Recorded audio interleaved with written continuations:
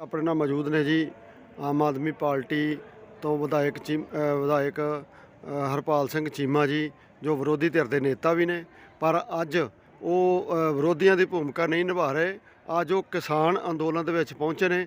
ਅਸੀਂ ਉਹਨਾਂ ਕੋਲ ਕੇਂਦਰ ਸਰਕਾਰ ਦੇ ਅੜੀਅਲ ਵਤੀਰੇ ਸੰਬੰਧੀ ਕੋਈ ਦੋ ਸਵਾਲ ਪੁੱਛਾਂਗੇ ਜੀ। ਹਾਂਜੀ ਚੀਮਾ ਸਾਹਿਬ, ਅੱਜ ਮੋਦੀ ਸਾਹਿਬ ਨੇ ਜਿਹੜੀ ਅੱਜ ਕਿਸਾਨ ਜਥੇਬੰਦੀਆਂ ਦੀ ਮੀਟਿੰਗ ਰੱਖੀ ਆ, ਉਹਦੇ ਵਿੱਚ ਆਪਾਂ ਨੂੰ ਕਿਵੇਂ ਲੱਗਦਾ ਜੀ ਇਹ ਕਿਸਾਨਾਂ ਨੂੰ ਖੁਸ਼ ਕਰਕੇ ਭੇਜਣਗੇ ਕਿ ਜਾਂ ਉਹਨਾਂ ਦੀ ਜਿਹੜੀ ਆ ਉਹ ਪੁਰਾਣੀ ਜਿਹੜੀ 5 ਮੀਟਿੰਗਾਂ ਵਾਲੀ ਜਿਹੜੀ ਆ ਚੱਲਦੀ ਆ ਰਹੀ ਆ ਜੀ? ਦੇਖੋ, ਇਹ ਲਗਭਗ 7ਵੀਂ ਮੀਟਿੰਗ ਹੈਗੀ। ਮੈਂ ਸਮਝਦਾ ਹੁਣ ਸਾਰੀ ਗੱਲ ਕੇਂਦਰ ਸਰਕਾਰ ਨੂੰ ਸਮਝ ਆ ਚੁੱਕੀ ਆ, ਸਾਰੀ ਗੱਲ ਕਿਸਾਨਾਂ ਨੂੰ ਸਮਝ ਆ ਚੁੱਕੀ ਆ, ਔਰ ਕੇਂਦਰ ਸਰਕਾਰ ਇਹ ਗੱਲ ਮੰਨ ਵੀ ਚੁੱਕੀ ਆ ਕਿ ਅਸੀਂ 80% ਸੋਧਾਂ ਕਰਨ ਨੂੰ ਤਿਆਰ ਆ, ਸਾਨੂੰ ਸਿਰਫ ਸਾਡੇ ਕਾਨੂੰਨ ਦਾ ਨਾਂ ਰਹਿਣ ਦਿਓ। ਜਦੋਂ ਇੱਕ ਸਰਕਾਰ ਦੇ ਮਿਨਿਸਟਰ, ਸਰਕਾਰ ਦੇ ਅਧਿਕਾਰੀ ਮੰਨ ਚੁੱਕੇ ਨੇ ਕਿ 80% ਸੋਧਾਂ ਕਰਨ ਨੂੰ ਤਿਆਰ ਆ, ਫਿਰ 100% ਕਿਉਂ ਨਹੀਂ ਵਾਪਸ ਲੈਂਦੇ?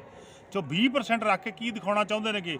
ਸੋ ਮੈਂ ਸਮਝਦਾ ਹੁਣ ਸਮਾਂ ਗਾ ਮੋਦੀ ਸਾਹਿਬ ਨੂੰ ਆਪਣਾ ਅੜੀਅਲ ਰਵੱਈਆ ਛੱਡਣਾ ਚਾਹੀਦਾ, ਆਪਦਾ ਹੰਕਾਰ ਦਾ ਤਿਆਗ ਕਰਨਾ ਚਾਹੀਦਾ, ਆਪਣਾ ਤਾਨਾਸ਼ਾਹੀ ਰਵੱਈਆ ਦਾ ਤਿਆਗ ਕਰਕੇ ਦੇਸ਼ ਦੇ ਅੰਨਦਾਤੇ, ਦੇਸ਼ ਦੇ ਕਿਸਾਨ ਦੀ ਗੱਲ ਸੁਣਨੀ ਚਾਹੀਦੀ ਹੈ। ਕਿਉਂਕਿ ਅੱਜ ਦੇਸ਼ ਦਾ ਕਿਸਾਨ, ਦੇਸ਼ ਦਾ ਅੰਨਦਾਤਾ, ਜਿਹਨੇ ਦੇਸ਼ ਦੇ ਲੱਖਾਂ ਲੋਕਾਂ ਦਾ ਢਿੱਡ ਭਰਿਆ, ਜਿਹਨੇ ਲੱਖਾਂ ਲੋਕਾਂ ਨੂੰ ਲੰਬਾ ਅਰਸਾ ਜਿਹੜੀ ਆ ਅਨਾਜ ਦਿੱਤਾ, ਉਹਨਾਂ ਦਾ ਪੇਟ ਭਰਿਆ, ਅੱਜ ਉਹ ਦਿੱਲੀ ਦੀਆਂ ਸੜਕਾਂ ਦੇ ਉੱਤੇ, ਅੱਜ ਉਹ ਦਿੱਲੀ ਦੇ ਬਾਰਡਰ ਦੇ ਉੱਤੇ, ਮੈਂ ਸਮਝਦਾ ਗਾ ਅੱਜ ਉਹ ਇਸ ਖੁੱਲ੍ਹੇ ਅਸਮਾਨ ਦੇ ਥੱਲੇ, ਅੱਜ ਇਸ ਕੜਕਵੀਂ ਠੰਡ ਦੇ ਥੱਲੇ ਜਿਹੜਾ ਬੈਠਾ, ਆਪਦੇ ਆਪ ਨੂੰ ਜਿਹੜਾ ਹੈਗਾ ਉਹਨੇ ਮਜਬੂਰ ਕੀਤਾ, ਸਰਕਾਰ ਨੇ ਮਜਬੂਰ ਕੀਤਾ ਹੋਇਆ ਕਿ ਅੱਜ ਉਹ ਸੜਕਾਂ 'ਤੇ ਬੈਠਾ ਗਾ। ਸੋ ਸਰਕਾਰ ਨੂੰ ਚਾਹੀਦਾ ਕਿ ਅੰਨਦਾਤੇ ਦੀ ਗੱਲ ਸੁਣ ਕੇ ਅੱਜ ਇਹ ਕਾਲੇ ਕਾਨੂੰਨ ਵਾਪਸ ਲੈ ਜਾਣ, ਤਾਂ ਕਿ ਸਾਰੀ ਦੁਨੀਆ ਜਿਹੜੀ ਆ ਉਹ ਕੇਂਦਰ ਸਰਕਾਰ ਦਾ ਧੰਨਵਾਦ ਕਰੇ। ਸੋ ਮੈਂ ਸਮਝਦਾ ਮੋਦੀ ਸਾਹਿਬ ਨੂੰ ਇਸ ਗੱਲ ਦੇ ਵਿੱਚ ਆਪਣੀ ਹੇਠੀ ਨਹੀਂ ਸਮਝਣੀ ਚਾਹੀਦੀ, ਉਹਨੂੰ ਵੱਡਾਪਣ ਦਿਖਾਉਣਾ ਚਾਹੀਦਾ, ਉਹਨੂੰ ਵੱਡਾ ਦਿਲ ਦਿਖਾਉਣਾ ਚਾਹੀਦਾ। ਵੱਡਾ ਦਿਲ ਦਿਖਾ ਕੇ ਇਹ ਕਿਸਾਨਾਂ ਦਾ ਦਿਲ ਜਿੱਤਿਆ ਜਾ ਸਕਦਾ, ਔਰ ਇਹ ਕਾਲੇ ਕਾਨੂੰਨ ਵਾਪਸ ਲੈਣੇ ਚਾਹੀਦੇ ਨੇ।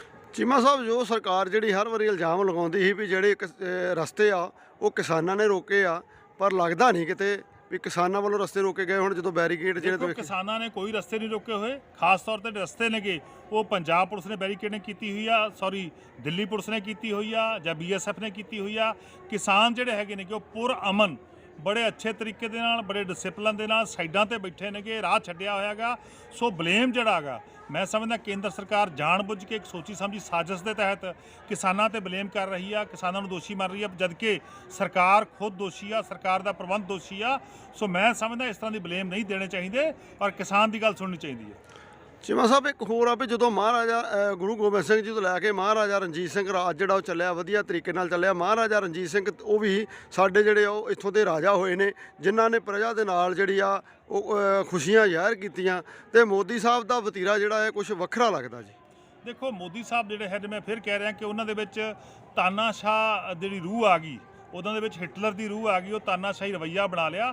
ਜਦ ਕਿ ਜਿਹੜੀ ਪ੍ਰਜਾ ਹੁੰਦੀ ਆ ਲੋਕਤੰਤਰ ਦੇ ਵਿੱਚ ਵੱਡੀ ਹੁੰਦੀ ਆ, ਰਾਜੇ ਛੋਟੇ ਹੁੰਦੇ ਨੇਗੇ। ਸੋ ਮੋਦੀ ਸਾਹਿਬ ਨੂੰ ਆਪਣੀ ਹੱਟ ਛੱਡ ਕੇ, ਤਿਆਗ ਕਰਕੇ ਕਿਸਾਨ ਦੀ ਗੱਲ ਸੁਣਨੀ ਚਾਹੀਦੀ ਹੈ। ਪਰ ਚੀਮਾ ਸਾਹਿਬ, ਹੁਣ ਤੱਕ ਜਿਹੜੀ ਆ ਕਿਸਾਨ ਜਿਹੜੇ ਨੇ ਉਹ ਲਗਭਗ 45 ਸ਼ਹੀਦ ਹੋ ਚੁੱਕੇ ਆ ਜੀ ਇਸ ਅੰਦੋਲਨ ਦੇ ਵਿੱਚ, ਪਰ ਮੋਦੀ ਸਾਹਿਬ ਵੱਲੋਂ ਇੱਕ ਵਾਰੀ ਵੀ ਉਹਨਾਂ ਦਾ ਜਿਹੜਾ ਆ ਉਹ ਅਫਸੋਸ ਜ਼ਾਹਰ ਨਹੀਂ ਕੀਤਾ ਗਿਆ ਜੀ। ਦੇਖੋ, ਮੈਂ ਸਮਝਦਾ ਮੋਦੀ ਸਾਹਿਬ, ਉਹਨਾਂ ਦੀ ਕੇਂਦਰ ਸਰਕਾਰ ਜ਼ਿੰਮੇਵਾਰ ਹੈਗਾ। 45 ਦੇ ਕਰੀਬ ਸਾਡੇ ਜਿਹੜੇ ਕਿਸਾਨ ਨੇ ਉਹ ਸ਼ਹੀਦ ਹੋ ਚੁੱਕੇ ਨੇ, ਕਿ ਇਹਦੇ ਲਈ ਕੇਂਦਰ ਸਰਕਾਰ ਜ਼ਿੰਮੇਵਾਰ ਹੈ, ਕਿਉਂਕਿ ਕੇਂਦਰ ਸਰਕਾਰ ਨੇ ਮਜਬੂਰ ਕੀਤਾ ਗਾ ਦੇਸ਼ ਦੇ ਕਿਸਾਨ ਨੂੰ ਬਾਰਡਰ 'ਤੇ ਆਉਣ ਲਈ, ਦਿੱਲੀ ਆਉਣ ਲਈ ਕਿਹਨੇ ਮਜਬੂਰ ਕੀਤਾ ਗਾ? ਕੇਂਦਰ ਸਰਕਾਰ ਨੇ ਮਜਬੂਰ ਕੀਤਾ ਗਾ। ਜੇ ਅੱਜ ਕਿਸਾਨ ਇਸ ਠੰਡ ਦੇ ਵਿੱਚ ਇੱਥੇ ਬੈਠਾ ਗਾ, ਕਿਹਨੇ ਮਜਬੂਰ ਕੀਤਾ ਗਾ? ਕੇਂਦਰ ਸਰਕਾਰ ਨੇ ਮਜਬੂਰ ਕੀਤਾ ਗਾ। ਸੋ ਮੋਦੀ ਸਾਹਿਬ ਨੂੰ ਆਪਣਾ, ਫਿਰ ਮੈਂ ਕਹਿੰਦਾ, ਅੜੀਅਲ ਰਵੱਈਆ ਛੱਡ ਕੇ ਤੁਰੰਤ ਜਿਹੜੀ ਅੱਜ ਗੱਲਬਾਤ ਹੋ ਰਹੀ ਹੈ, ਇਸ ਗੱਲਬਾਤ ਨੂੰ ਜਿਹੜਾ ਹੈਗਾ ਮੰਨ ਕੇ ਕਿਸਾਨਾਂ ਦੀ ਗੱਲ, ਕਿਉਂਕਿ ਕਿਸਾਨ ਤਾਂ ਜਿਹੜਾ ਹੈਗੇ ਨੇ ਉਹ ਸਮਝ ਚੁੱਕੇ ਨੇ ਕਿ ਬਿੱਲ ਉਹਨਾਂ ਦੇ ਖਿਲਾਫ ਨੇ। ਸਿਰਫ ਇਕੱਲਾ ਮੋਦੀ ਨਹੀਂ ਸਮਝ ਰਿਹਾ, ਕਿਉਂਕਿ ਮੋਦੀ ਸਾਹਿਬ ਦੇ ਪਿੱਛੇ ਜਿਹੜਾ ਹੈਗਾ ਅਡਾਨੀ ਤੇ ਅਵਾਨੀ ਨੇਗੇ।